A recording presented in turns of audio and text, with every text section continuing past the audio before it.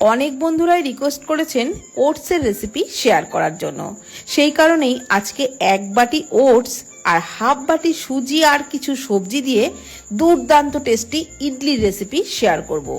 এভাবে ইডলি বানালে যেমন সফট হবে তেমন খেতেও দারুণ টেস্ট হবে। তো প্রথমেই 1 বাটি ওটস ফ্রাইং প্যানের মধ্যে দিয়ে গ্যাসের ফ্লেম মিডিয়ামে রেখে নাড়াচাড়া করে ওটসটাকে হালকা করে ভেজে নিচ্ছি।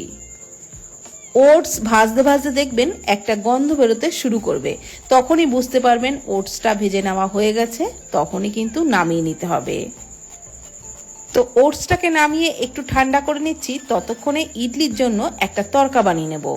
ফ্রাইং প্যানে সামান্য 2 টেবিল চামচ মতনই সাদা তেল দিয়েছিলাম, ওর মধ্যে হাফ চামচ কালো সর্ষে, 2টো কাঁচা লঙ্কা কুচি, হাফ চামচ গ্রেট করা আদা দিয়ে লো ফ্লেমে নাড়াচাড়া করে এগুলোকে একটু ভেজে নিচ্ছি।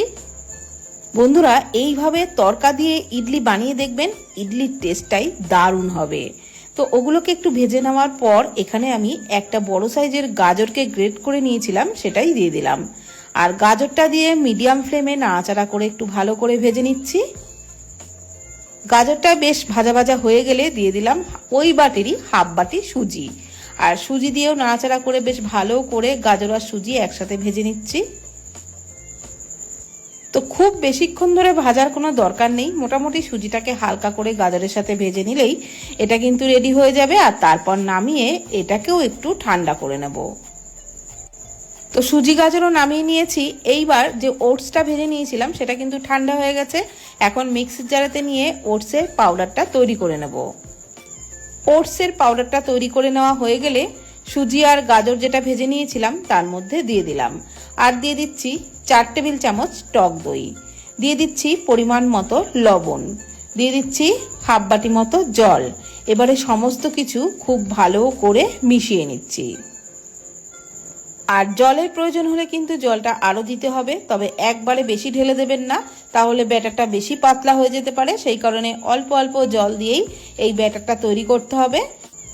আর আমরা তো সবাই জানি ইডলির ব্যাটার সাধারণত একটু ঘনই তৈরি করতে হয়, বেশি পাতলা কিন্তু হয়ে গেলে ইডলি একদমই করা যাবে না। তো ব্যাটারটা রেডি হয়ে গেছে, যেহেতু সুজি আছে একটু পরেই ফুলে উঠবে, সেই কারণে 5-10 মিনিট একটু ঢাকা দিয়ে রাখতে হবে। তো 10 মিনিট পর দেখুন ব্যাটারটা অনেকটাই ঘন হয়ে গেছিল, তাই আমি সামান্য আরও একটু জল দিয়ে খুব ভালো করে ফেটিয়ে নিচ্ছি। ফেটিয়ে নেওয়া হয়ে গেলে দিয়ে দিচ্ছি খুব সামান্য পরিমাণে হাফ চামচেরও কম বেকিং সোডা। আর বেকিং সোডা দিয়েও সমস্ত কিছুর সাথে খুব ভালো করে মিশিয়ে নিচ্ছি। তো ভালোভাবে সমস্ত উপকরণ মিশিয়ে নেওয়া হয়ে গেছে। আর দেখুন ঘনত্বটা কিন্তু ঠিক এই রকম রাখতে হবে, এর থেকে বেশি যেন পাতলা না হয়, তাহলে ইডলি কিন্তু একদমই তৈরি করতে পারবেন না।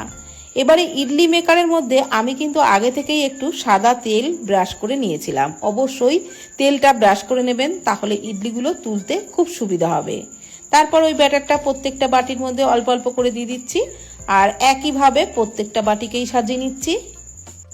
আর বাটিগুলো কিন্তু পুরো ভর্তি করে দেবেন না, একটু সামান্য ফাঁকা রাখবেন, কেননা ইডলিগুলো রেডি হয়ে যাওয়ার পর একটু ফুলে উঠবে, তো সেই কারণেই একটু ফাঁকা রেখে ব্যাটারটা দেবেন।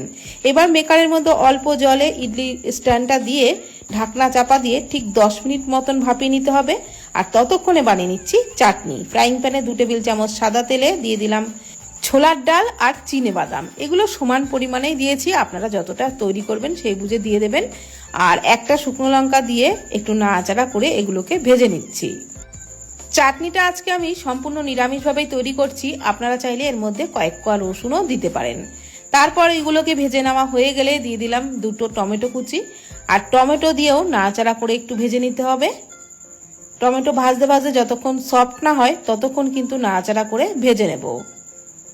তো টমেটোটা একদম সফট হয়ে গেছে, এবারে নামিয়ে ঠান্ডা করে নিচ্ছি। ঠান্ডা হয়ে গেলে মিক্সির জারেতে সমস্ত কিছু নিয়ে নিচ্ছি।